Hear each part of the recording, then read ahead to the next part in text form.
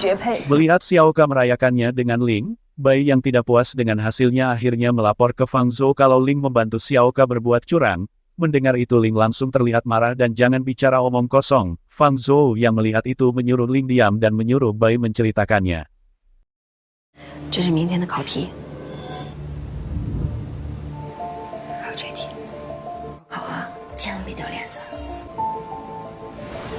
Setelah Bai menceritakannya, Fang Zhou juga teringat sesuatu karena saat itu Ling masuk ke ruangannya dan beralasan sedang membuang sampah di ruangannya.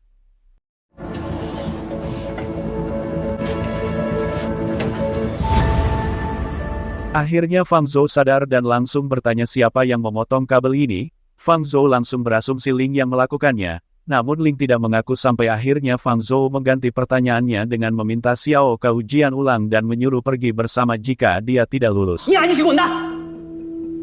Ling yang sudah tersulut emosinya akhirnya mengaku kalau memang dirinya yang memberikan soal itu dan memotong kabel itu, karena dirinya tidak suka Fang Zhou membela Xiao Yuan dan tidak ingin dia menang.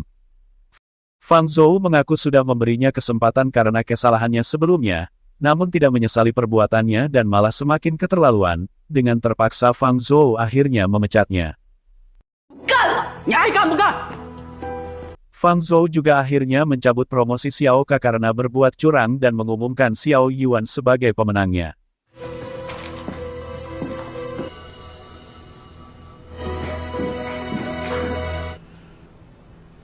Qilian bertemu pria yang memeriksa ponselnya dan dia memberitahu hal yang ingin diketahuinya sudah dibawanya.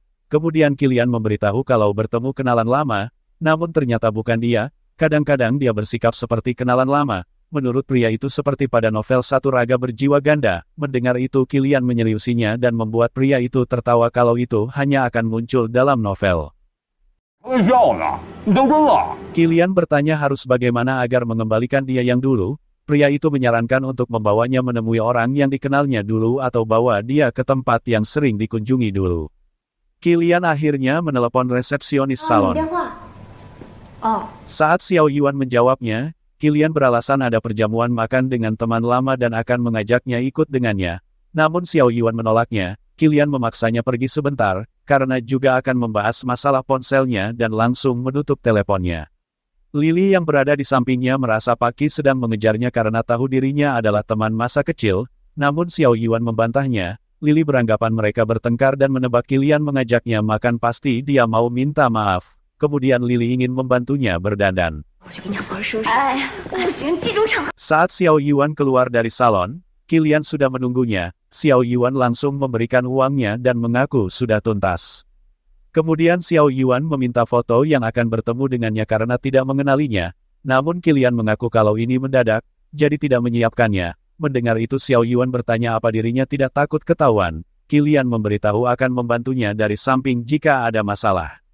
Xiao Yuan bingung harus bersikap bagaimana karena tidak memahaminya. Qilian mengaku dia mirip dengannya, kurang suka bersosialisasi, jadi saat bertemu dengan mereka, hanya perlu bersikap acuh tak acuh seperti biasanya dan Qilian langsung mengajaknya pergi.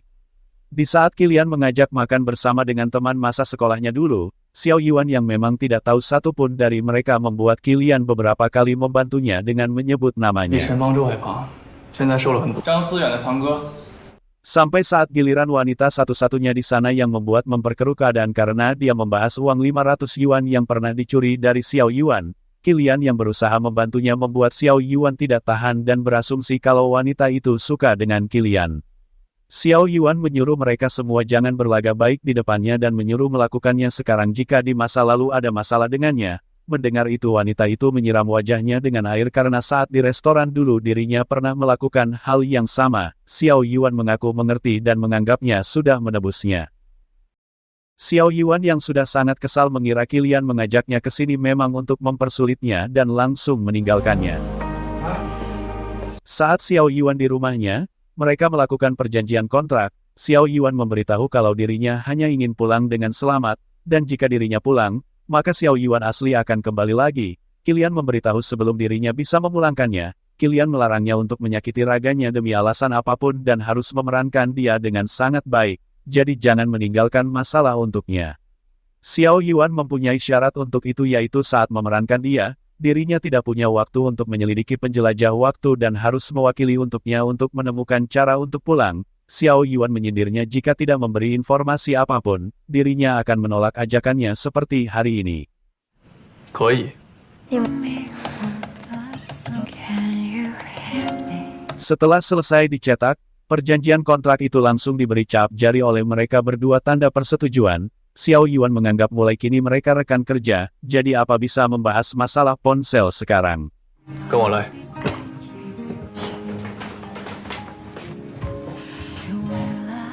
Kilian langsung memperlihatkan ponsel dan memberitahu telah meminta bantuan pada orang tentang titik koordinat. Menurutnya metode pengiriman pesan ini seperti tindakan peretas.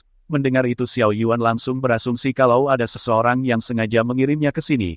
Namun menurutnya saat dirinya datang ke sini ponselnya mati, dan peretas tidak bisa melacak saat ponsel daya mati. Jadi berasal dari mana koordinat tersebut?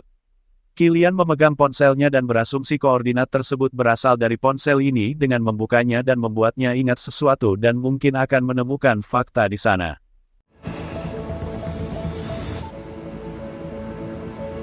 Mereka pergi ke tempat servis ponsel dan orang itu juga ahli dalam hal peretas, jadi langsung membongkar ponselnya dan menemukan alat pelacak di sana. Dan dengan bantuan alat yang dia punya, orang itu memasukkan alat pelacak itu dan mencari pihak penerima sinyal. Namun saat tidak terjadi apa-apa, Xiao Yuan meragukan alat itu berfungsi atau tidak. Orang itu menyuruhnya jangan terburu-buru karena radius pencarian saat ini 1 kilometer. Orang itu berasumsi orang yang melacak mereka tidak ada di sekitar sini dan langsung memperluas lingkup radiusnya. Kilian tidak sabar menunggu dan temannya menyuruhnya pulang biar dirinya yang menunggunya, namun Xiao Yuan menolaknya. Tiba-tiba sinyal pencarian sudah ditemukan dan jaraknya 17 km di barat laut. Mendengar itu Kilian meminjam alat itu dan langsung pergi ke sana. Kilian memberitahu 17 km barat laut ada kawasan bisnis dan kalau lancar akan tiba dalam 10 menit. Xiao Yuan bertanya-tanya siapa yang melacaknya dan juga asisten Su. Xiao Yuan beranggapan apa karena kami penjelajah waktu. Kilian beranggapan sejak awal ponsel itu sudah terpasang alat pelacak. Mendengar itu Xiao Yuan berasumsi asisten Su pasti tahu kalau dirinya akan datang kemari sejak awal dan menuduh dia yang membawanya kemari dan dalang dari ini semua. Kilian menyuruhnya tenang karena menurutnya Su Jingyang mungkin juga adalah korban dan semua belum dipastikan saat ini. Kilian menyuruh jika ingin berspekulasi harus menunggu menemukan sinyalnya dan melihat tampangnya. 是那个幕后黑手吧？ 强小圆，你先冷，我就绝对不会食言， 我知道， 想办法送你回家。 你做这些也不是真的为了我。2个世界的人，我知。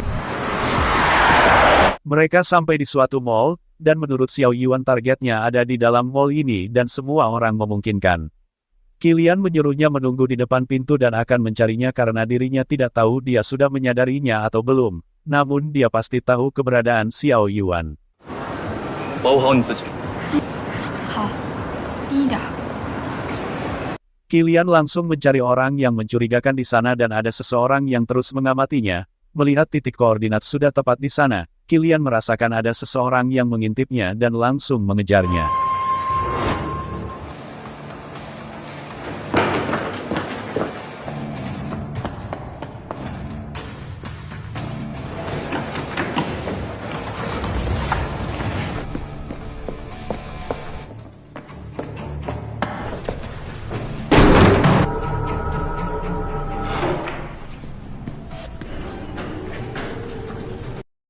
Kilian terus mengejar orang yang mencurigakan itu sampai atap gedung dan bahkan mengunci pintunya agar dia tidak bisa lari.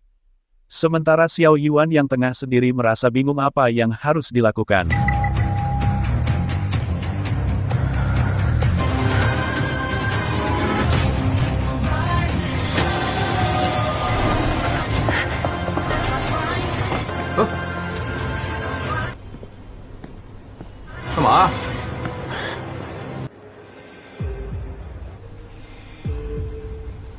Akhirnya Kilian kembali dan membuat Xiao Yuan bertanya apa sudah menemukannya.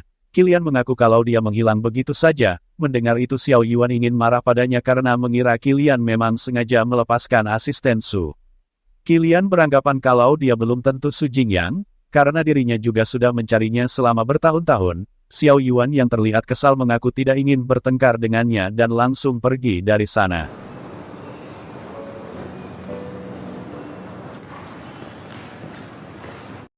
Saat berada di dalam mobil, Qilian mengira kalau dia sudah tahu kita sedang menyelidikinya, karena tadi menghindarinya. Xiao Yuan tidak tahu sebenarnya apa tujuannya membawanya datang ke dunia ini. Xiao Yuan menyuruh Qilian segera menghubunginya jika ada petunjuk tentang alat pelacak. Dirinya pasti ada di asrama atau di salon, jadi jangan memakai alasan karena Xiao Yuan tidak punya ponsel untuk menipunya.好，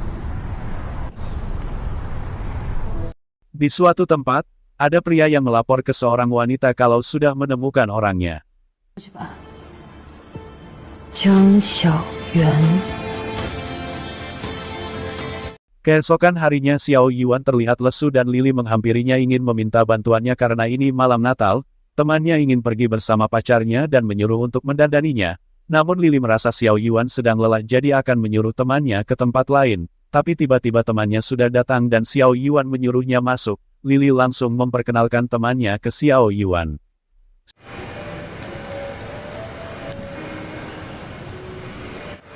Halah, Setelah selesai, temannya puas dengan riasan dari Xiao Yuan dan memberitahu jika kencannya sukses, dirinya berjanji akan mentraktirnya makan. Lily memujinya karena menurutnya semua yang dipakai untuk merias temannya sangat cocok dengannya. Lily mengaku kalau punya satu permintaan untuknya dan mengaku kalau dirinya juga ada janji malam ini. Mendengar itu Xiao Yuan menyuruhnya duduk. 那行吧，凑吧。阿凡达怎么样？我想想啊，选一选，先选一选，叫阿凡达吧。这个吧。这个啊。 Qilian pergi lagi ke tempat servis ponsel, dan pria itu langsung menyuruhnya masuk. Dia memberitahu kalau yang dikatakannya benar kalau ponsel ini juga memiliki alat pelacak, namun sudah tidak berfungsi. Qilian langsung bertanya alasannya. Pria itu menjelaskan kalau dayanya sudah habis, benda ini punya suplai daya independen, dilihat dari simpanan dayanya, mungkin hanya dipakai selama 1 tahun. Mendengar itu Qilian terkejut daya baterai hanya mampu bertahan selama 1 tahun. Xiao Yuan masih meningkatkan keterampilan memotongnya sampai lupa dengan kesehatannya, dirinya bolak-balik batuk. Fang Zhou yang mendengarnya menasihatinya untuk pulang dan beristirahat, namun Xiao Yuan menolaknya. Fang Zhou menyuruhnya bersenang-senang dan melihat akhir-akhir ini begitu dekat dengan Lily. Menurut Xiao Yuan bersenang-senang juga butuh uang. Mendengar itu Fang Zhou menyindirnya seolah-olah dirinya tidak memberinya gaji karena baru saja mendapat 2.000 yuan. Xiao Yuan mengaku harus berhemat untuk keperluan mendesak, kemudian Fang Zhou berpamitan pergi dan menyuruhnya jangan malam-malam. Kemudian ada seorang pria yang bernama Liang Dazi mencari perias. Xiao Yuan memberitahu kalau di sini hanya menata rambut, namun Liang berdalih kalau di sini ada perias dan mengaku diberitahu Lily. Akhirnya Lily datang dan memarahi pacarnya itu karena tidak ada di studio. Liang mengaku sedang mencari perias studio fotonya karena periasnya bolos kerja. Sontak mereka langsung menatap Xiao Yuan.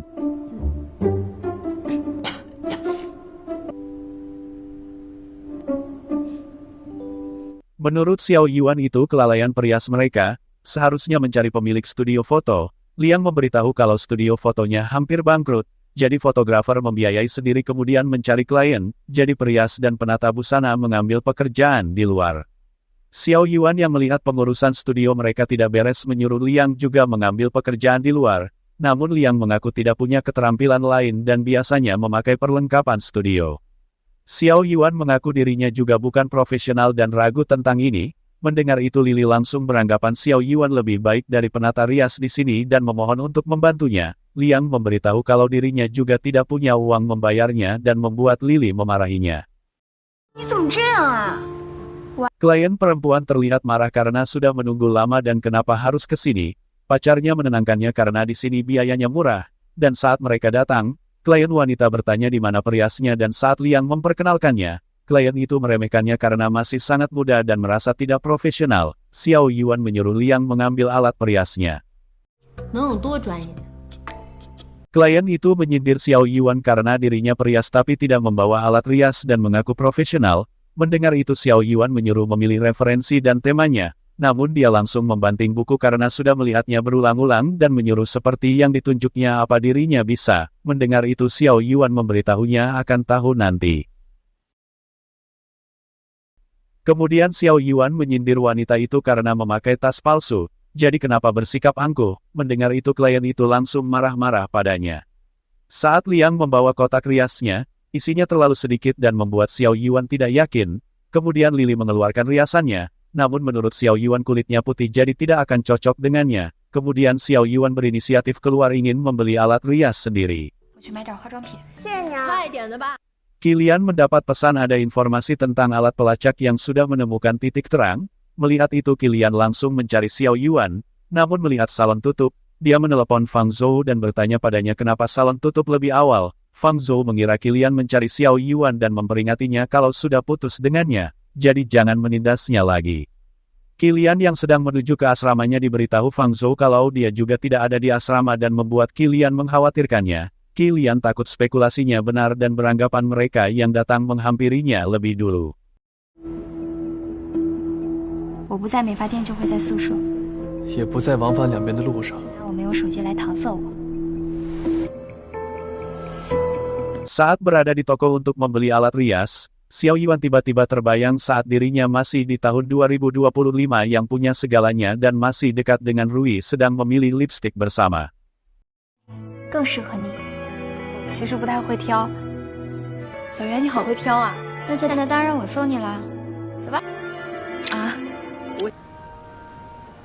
Saat Xiao Yuan keluar, dia melihat Kilian berdiri di hadapannya sedang menatapnya.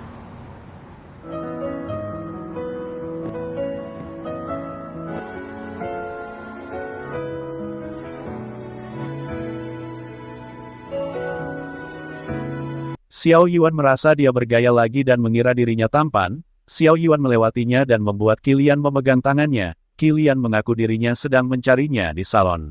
Xiao Yuan bertanya apa ada informasi tentang alat pelacak. Kilian memberitahu hanya bisa memastikan sementara kalau benda itu diproduksi oleh perusahaan di Chongqing dan memberitahu dirinya akan pergi ke Chongqing. Mendengar itu Xiao Yuan ingin ikut dengannya, namun Kilian melarangnya karena mungkin posisinya sudah terbongkar saat ini, jadi mencemaskan keamanannya. Mendengar itu Xiao Yuan bertanya mencemaskan siapa.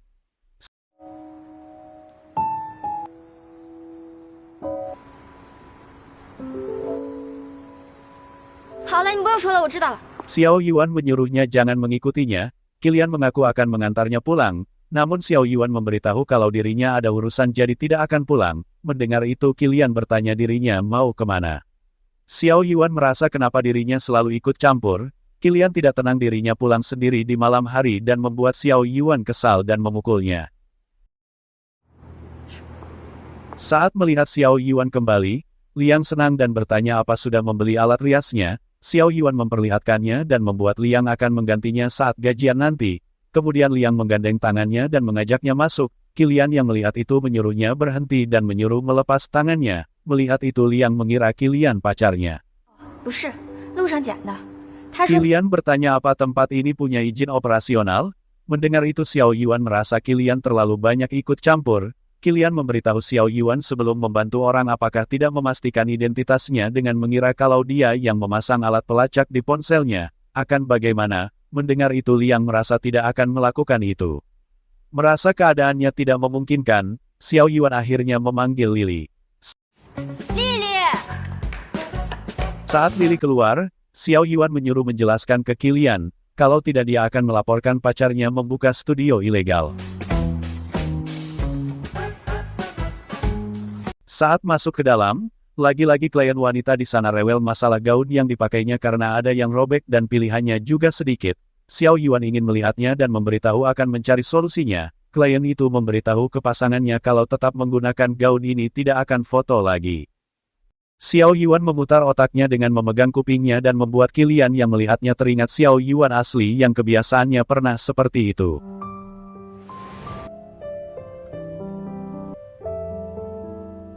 Xiao Yuan kemudian meminta gunting dan memotong tali bahunya dan membuat jauh terlihat bagus dari sebelumnya. Kemudian Xiao Yuan langsung mengajaknya berias. 比之前好看吗？比之前好看。走吧，我们去化妆。 Xiao Yuan menyuruh Kilian membawakan alat riasnya dan meletakkannya di meja dan saat klien itu melihat produk riasnya, dia beranggapan produknya terlihat sangat murah. Mendengar itu Xiao Yuan menjelaskan kalau kadangkala yang mahal bukan berarti baik.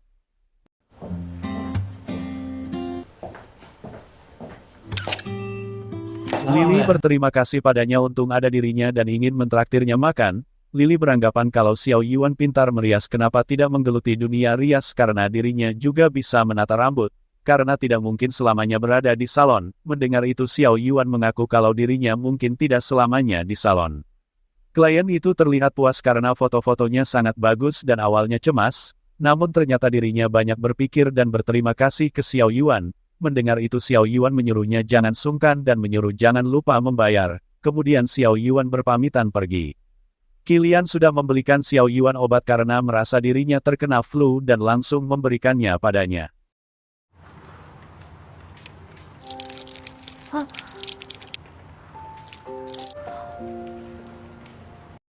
Xiao Yuan menyuruhnya menunggu sebentar. Xiao Yuan membeli coklat panas untuknya untuk berterima kasih yang tadi. Dia menyuruh Qilian untuk tidak membuang waktunya untuk mencari sosoknya dalam dirinya. Karena menurut Xiao Yuan meskipun wajahnya sama persis, namun jelas sekali kami adalah dua orang yang tidak berkaitan sama sekali. Jadi menyuruhnya fokus pada alat pelacak dan mengantarnya lebih awal. Kemudian Xiao Yuan berpamitan pulang dan tidak perlu mengantarnya.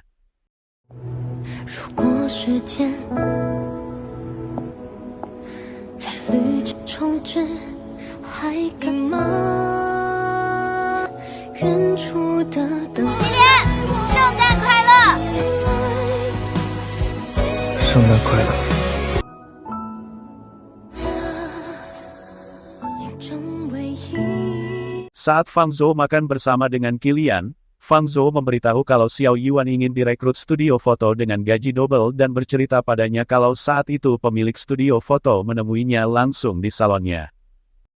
我就不多打扰了啊，先走了。我相信你会做出最好的选择。是不是心动了？双倍工作。有点吧。 Fang Zhou meminta Qilian untuk membujuknya agar dia tidak pergi dengan menggodanya saat makan. Qilian memberitahu kalau Xiao Yuan tidak akan pergi. Mendengar itu Fang Zhou bertanya dari mana dirinya tahu. Qilian mengaku kalau ini kesepakatan mereka berdua. Fang Zhou bingung dengan Qilian karena sikapnya akhir-akhir ini kadang sangat baik padanya dan kadang sangat kejam padanya. Qilian merasa itu tidak seperti yang dipikirkannya. Akhirnya Qilian memancingnya dengan bertanya apa Xiao Yuan yang sekarang tidak seperti yang dulu. Mendengar itu Fang Zhou merasa dia sekarang punya sifat angkuh seperti nona kaya dan juga merasa hebat. Menurutnya dia sudah pergi ke kota Chongqing dan kembali ke kota kecil, jadi wajar standarnya menjadi tinggi. Qilian memberitahu bagaimana kalau sebenarnya dia bukan Jiang Xiao Yuan, melainkan orang lain yang mirip dengan Xiao Yuan. Mendengar itu Fang Zhou tidak percaya dan tidak masuk akal, karena orang emosian macam dia tidak ada lagi yang mirip dengannya dan malah menyalahkan Qilian karena sudah menunggunya bertahun-tahun tapi tidak menghargainya. Kemudian saat Fang Zhou ingin ke toilet, Xiao Yuan datang dan mengajukan untuk mengundurkan diri dan membuat Fang Zhou ingin menangis. Namun ternyata Xiao Yuan hanya bercanda dan memberitahu dirinya bukan orang seperti itu karena sudah mendidiknya. Mendengar itu Fang Zhou merasa lega karena Xiao Yuan tahu balas budi dan yakin kalau dia memang Xiao Yuan. Xiao Yuan mempunyai usul untuk menambahkan tata rias di salonnya, di samping menambah pemasukan, namun juga mengembangkan keahliannya. Mengenai pemasukan bisa bagi dua, Fang Zhou mengaku dirinya hanya seorang manajer dan bukan pemegang saham, jadi tidak bisa diputuskan oleh dirinya seorang. Kemudian Fang Zhou pergi ke toilet.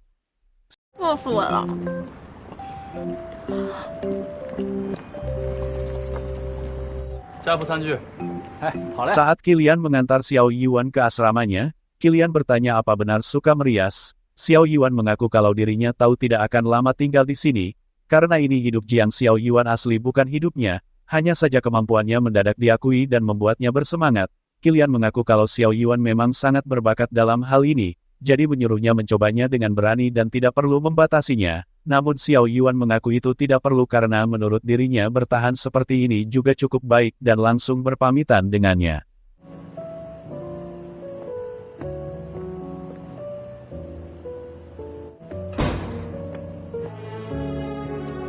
Saat di rumahnya, Qilian langsung membuat proposal usulan untuk menambahkan tata rias di salon dan mengirimkannya ke kantor pusat. Keesokan harinya, Fang Zhou mengumpulkan semua karyawan dan memberitahu kalau ada informasi penting, karena baru saja menerima pemberitahuan dari kantor pusat kalau mereka menambahkan bisnis jasa tata rias yang didasari bisnis tata rambut sebelumnya, yang artinya mulai bulan depan salonnya akan menyediakan jasa rias untuk tamu dan menyuruhnya bertepuk tangan. Fang Zhou memberitahu mengirim satu staf untuk ikut pelatihan. Setelah pelatihan selesai, staf ini bertanggung jawab atas percobaan operasional selama 1 bulan. Fang Zhou menawarkan kebagian cuci rambut dan menyuruhnya maju 1 langkah jika ingin mendaftar, namun mereka kompak mundur 1 langkah dan membuat Xiao Yuan berdiri sendiri. Alhasil Fang Zhou beranggapan Xiao Yuan yang mendaftar dan sudah disepakati. Fang Zhou memberitahu sebelum dirinya pergi, mengajak membuat perjanjian dengan melarang berhenti bekerja selama percobaan operasional dengan alasan apapun. Jika jasa rias ditetapkan, dirinya masih harus bekerja selama 6 bulan sampai ada orang yang menggantikannya. Mendengar itu Xiao Yuan menyuruhnya melupakan saja. Fang Zhou beranggapan Xiao Yuan akan berhenti bekerja dan salonnya tidak lebih baik dari studio foto itu. Mendengar itu Xiao Yuan tidak bisa menjawab dan membuat Fang Zhou bilang sudah diputuskan. Fang Zhou menawarkan kepada yang lain karena kesempatan ini langka apa masih ada yang mendaftar, namun mereka semua tidak ada yang mau dan Fang Zhou menyuruhnya bubar. Fang Zhou memberitahu Xiao Yuan untuk menganggapnya mewakili mereka untuk belajar dan sekalian membantunya meringankan beban. Mendengar itu Xiao Yuan akhirnya setuju dan bertanya di mana tempat pelatihannya dan Fang Zhou memberitahu di Chongqing. Xiao Yuan pergi pelatihan ke Chongqing dengan naik kereta dan saat ingin menaruh kopernya, Qilian juga ada di sana. Melihat itu Xiao Yuan bertanya kenapa dirinya juga ada di sini. Qilian mengaku dirinya akan pergi menyelidiki alat pelacak, kebetulan mengajukan dinas pada perusahaan. Qilian menebak Xiao Yuan ikut pelatihan. Mendengar itu Xiao Yuan mengaku dirinya dipaksa ikut, jadi mau mencobanya. Xiao Yuan ingin Qilian mengajaknya saat menyelidiki alat pelacak itu namun Qilian ingin melihatnya dulu apa ada waktu yang cocok. Kemudian ada seorang kakek mengaku kalau kursi yang ditempati Qilian adalah tempat duduknya dan membuatnya pergi dan duduk di kursi yang kosong. Tiba-tiba juga ada seorang nenek yang ingin bertukar tempat duduk dengan Xiao Yuan, dan saat Xiao Yuan bertanya di mana tempat duduknya, nenek itu memberitahu kursi 61, yang ternyata pas di sebelah Qilian.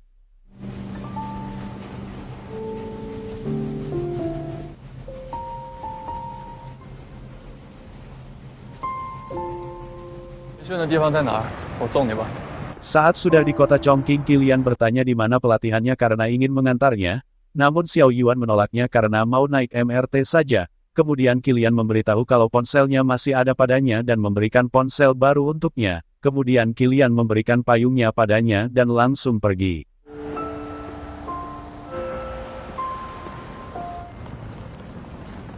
Xiao Yuan sudah sampai di tempat pelatihan dan di sana sudah banyak karyawan salon dari berbagai cabang yang akan ikut pelatihan. Mereka juga sebenarnya juga dipaksa bos mereka untuk ikut dan salah satunya wanita yang bernama Zhang Xiuqin. Dia bertanya dari mana, dan saat Xiao Yuan memberitahu dari Luoshan, Xiuqin tidak pernah mendengarnya dan dia menyuruh Xiao Yuan untuk berkunjung ke salonnya jika senggang. Tiba-tiba seorang pria datang dengan membawa koper dan dia adalah trainer untuk pelatihan di sana yang bernama Jiang Bo. Jiang Bo mengeluarkan laptopnya, namun saat menyambungkan ke monitor, Jiang Bo tampak kesusahan dan membuat Xiao Yuan bertanya apa perlu bantuan. Jiang Bo mengatakan jika melihatnya perlu bantuan, menyuruhnya langsung ke sana. Mendengar itu Xiao Yuan langsung membantunya menyambungkannya ke monitor.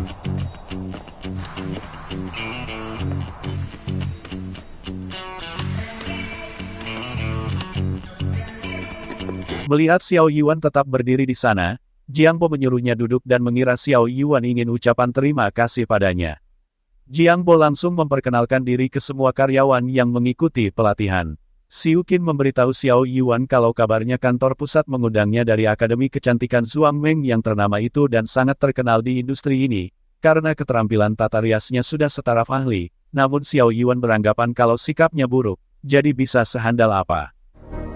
能伸到哪儿去？